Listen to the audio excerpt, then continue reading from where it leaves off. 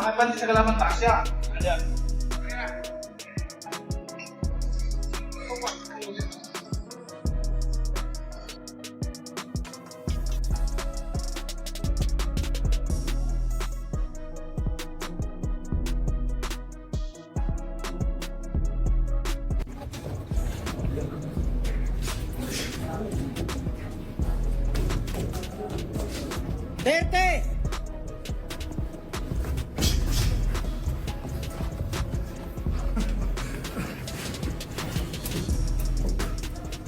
Terence Crawford becomes part of Manny Pacquiao's training camp, assisting him with strategy and physical preparation as he gets ready for the upcoming fight against Floyd Mayweather. Pride of the Philippines, hailing from Sarangani province. He has defeated 8 current Hall of Famers inducted into the International Boxing Hall of Fame.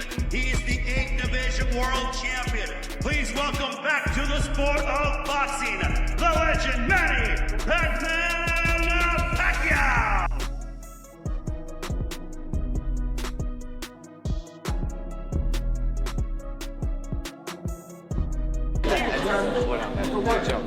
Great job.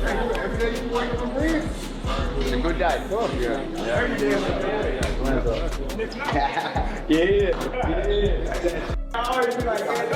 The fighters, once intense rivals whose showdown fans had long been waiting for, are now working together in the same training camp. They encourage one another, exchanging experience and techniques while learning side by side and pushing their abilities to an even higher level. Make sure that in your daily routine, training routine like that, make sure that all the techniques, strategy, combination, like, you know, it's accurate to your opponent's style. Terence Crawford speaks highly of Manny Pacquiao, describing him as a generational legend whose talent, commitment, and accomplishments have motivated fighters across the world. Hard work ain't never killed nobody, and we working. Max Kellerman says that Terence Crawford has risen to Manny Pacquiao's elite level, explaining that both fighters are almost evenly matched, with Crawford even securing a victory over Canelo. This is the situation, guys.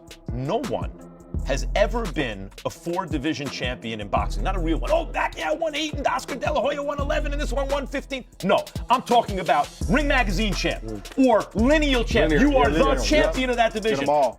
Forever, the record was 3 by Henry Armstrong. Manny Pacquiao was the first dude to really win 4. Floyd gets credit for 4 for beating Canelo, but that wasn't at the junior middleweight limit. I don't count that. I don't count that. Terence Crawford just joined Manny Pacquiao as the only legit 4-division champion in the history of boxing. And he did it by jumping middle. He came lightweight, junior welter, then he won a belt at junior middle, not the whole championship, and then skipped middle to fight Canelo Alvarez for the undisputed, for the Ring Magazine super middleweight championship of the world, and left no doubts, including with Canelo, who was all class after the fight but knew what had just happened. Manny Pacquiao has been undergoing intense training for the upcoming fight against Floyd Mayweather, concentrating on building his strength, improving his speed, and boosting his endurance to perform at his best in the ring.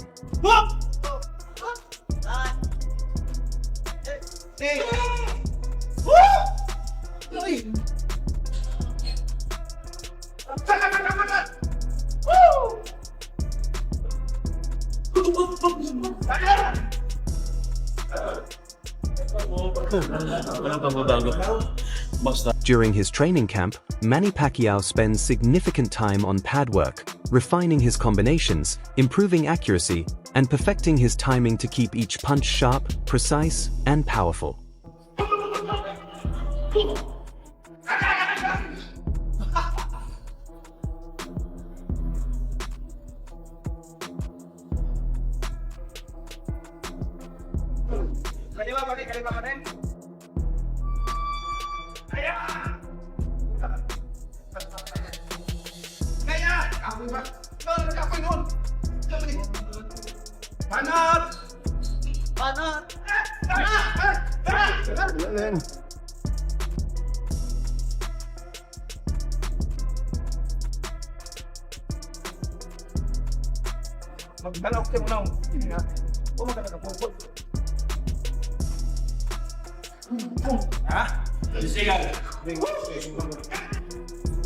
He says that boxing is his true passion, sharing how deeply he missed the sport and how he now fully commits himself to intense daily training sessions. And I missed boxing for 4 years.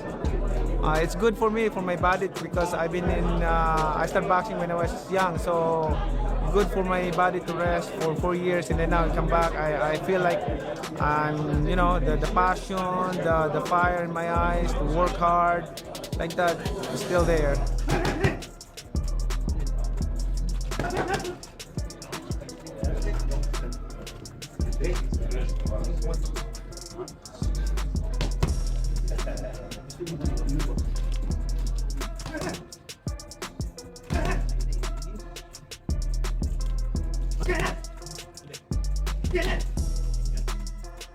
This time, Manny feels completely ready, believing that his experience and progress will make this fight different from their first meeting and will highlight how much he has grown as a fighter. Learned a lot on that fight. Way back 2015, I think we become mature right now, and how to handle it, and I hope that it will not happen again, the way it is last 2015. It's the experience is not really 100%, but I'm hoping for this time around no more excuses, especially to my condition, and also for everything. I'm so excited and ready. Manny also highlights the importance of consistency, finishing every training session with discipline, including stick drills and conditioning workouts to remain sharp and fully prepared for the challenge ahead.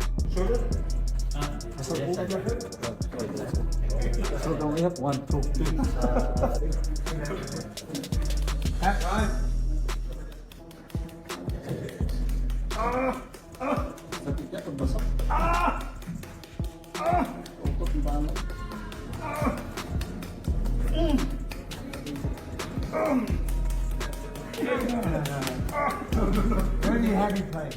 Heavy play.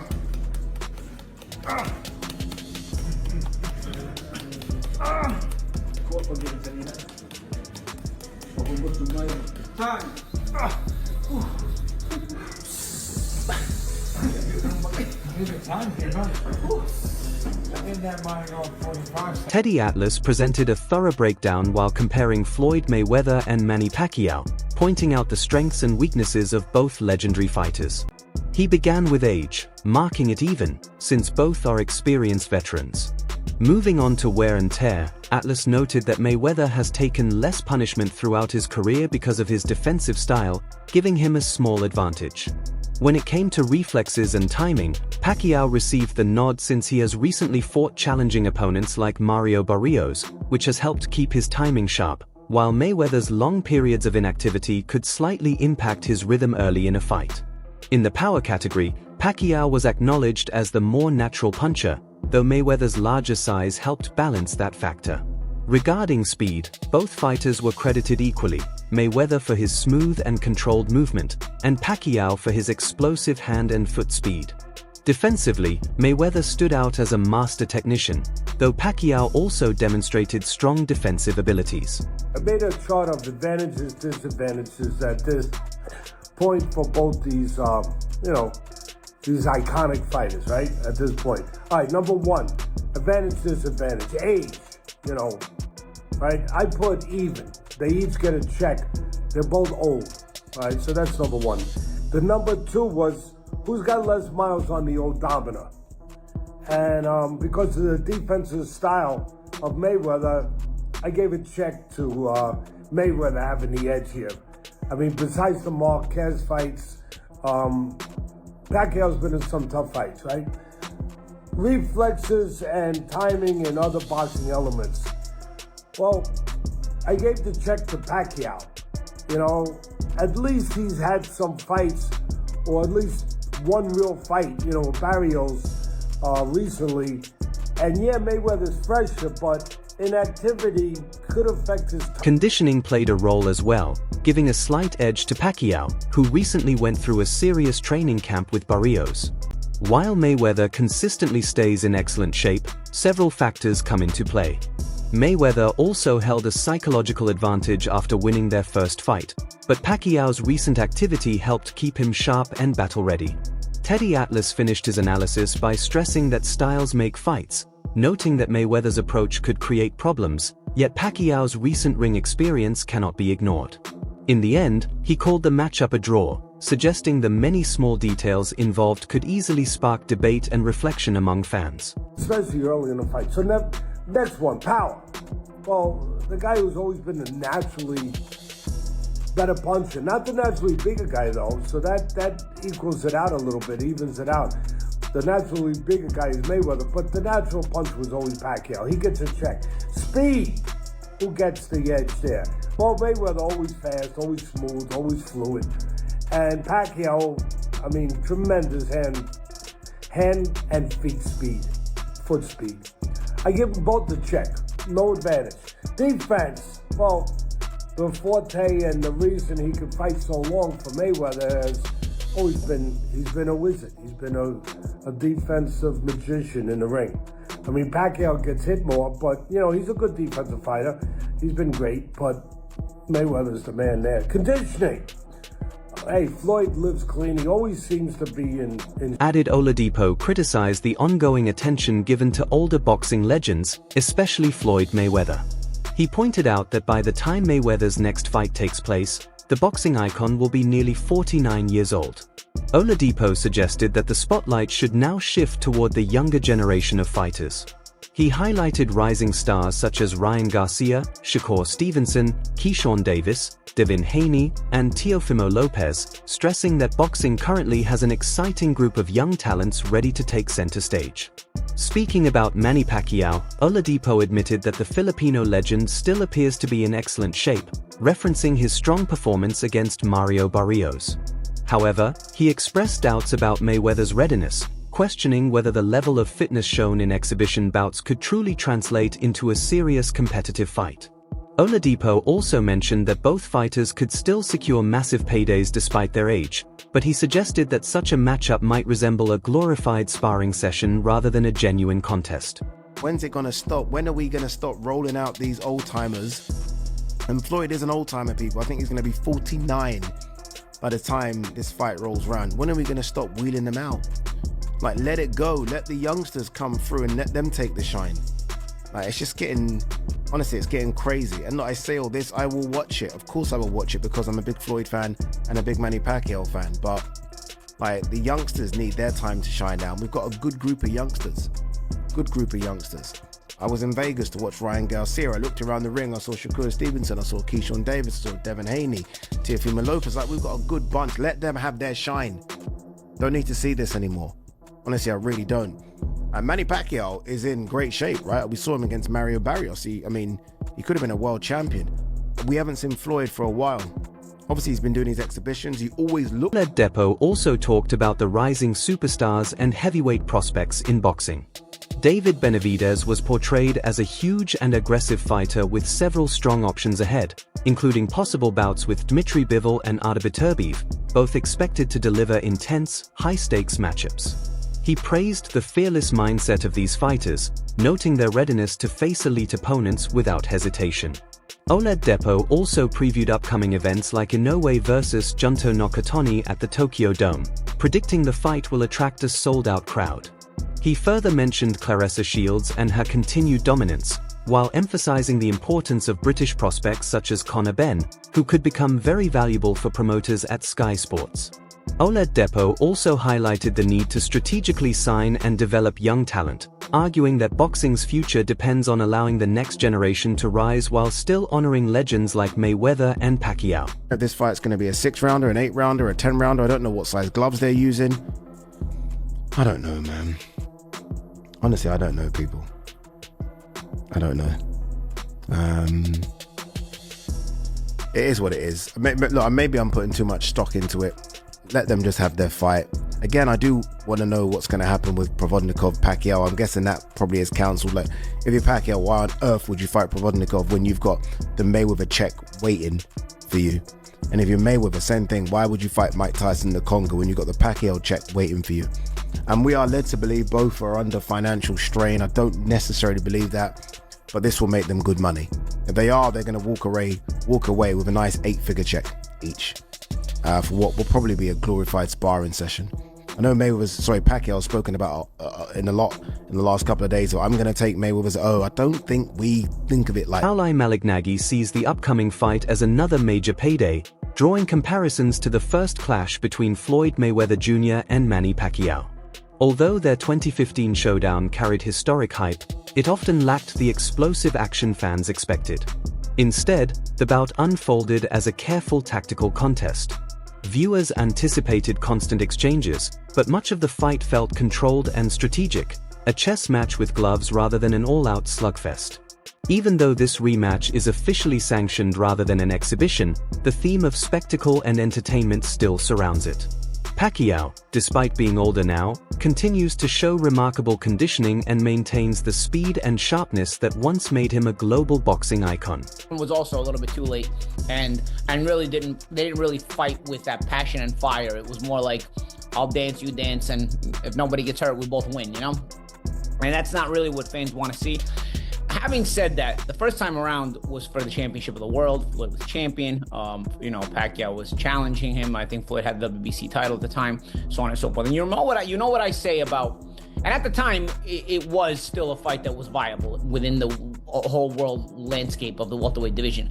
This time around, it's not really a viable fight within the landscape of the welterweight division, but it's like I always complain about Canelo. As long as you don't take the belts with you and hold them hostage, and the sanctioning bodies allow you to hold them hostage, I don't mind guys doing this kind of thing. You know, let's face it, is it the only time we've seen this? We've seen this time and again. I mean, Leonard did the third fight with Duran and Hearns in 1980. His natural punching power still remains a serious threat, especially when combined with years of experience and discipline. Meanwhile, Floyd Mayweather Jr., renowned for his defensive brilliance and ring intelligence, continues to move with smooth precision, perfect timing, and patience, qualities that have defined his career and kept him competitive despite his age.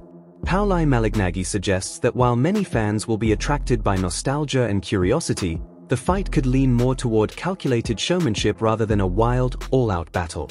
The skills and conditioning of both athletes remain remarkable, but the event's appeal lies just as much in entertainment as in pure competition, blending strategy, legacy, and spectacle into one highly anticipated matchup. I mean, the rematch with Hearns and the third fight with Duran, you know, so you know, and I think those sold pretty good as well. You know, people got into it. Were they kind of duds? Yeah. I mean, the third Duran and Laron fight at the Mirage, people kind of are probably more forgetful about it. But regardless, the nostalgia aspect of it, like the champ said, is going to attract people. It's gonna you know, make people curious. There's also the aspect of it where the new fan base is always curious about the old-time fighters, which is why Tyson always gets views even today, because people are always curious about the Mike Tyson mystique, the Mike Tyson effect. So people that weren't able to be alive and wake up the morning of a Mike Tyson fight to know what that feels like, you know, want to feel that today. I promise you, it's nothing like it was in 1989 with Tyson, no matter what you guys want to feel.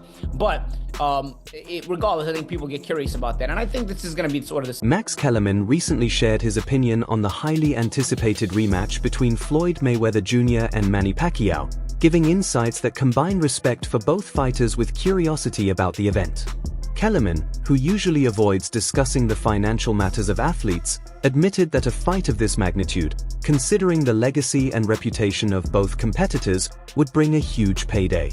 He expressed hope that if Mayweather decides to return to the ring, he will not only deliver a memorable performance but also earn a financial reward that truly reflects his legacy, allowing him to retire comfortably without worries. Kellerman also highlighted the unique dynamic of this matchup.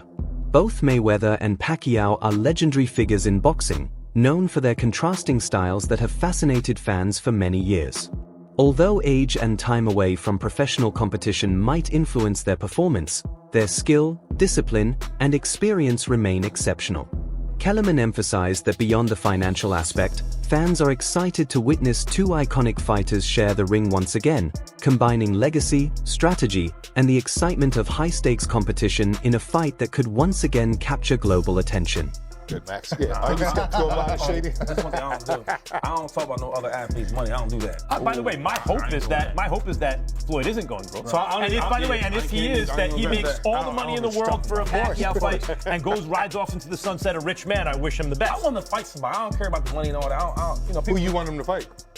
That's not good with Pacquiao. Pacquiao just drew with Barrios. Yeah, and you see what he look like? Yeah, because they're not on that level anymore. What do you think's going to happen here, though? What do we think's going to happen in Mayweather-Pacquiao? Are you interested in it? Yep. Is it a good fight? Yeah. I'll be watching. Watch it. The first one was awful, but now they're 50 years old. Let's see it. But why though? But you didn't like the first time. No, I didn't. I'm not gonna watch the second. You didn't like that, man? No, the first fight. Yeah, I forgot. So when it wasn't grandpa's, By the way, that fight went more or less how I thought it would go. I always thought it. That's all for today's video. Stay tuned for more updates and exciting content. Until next time.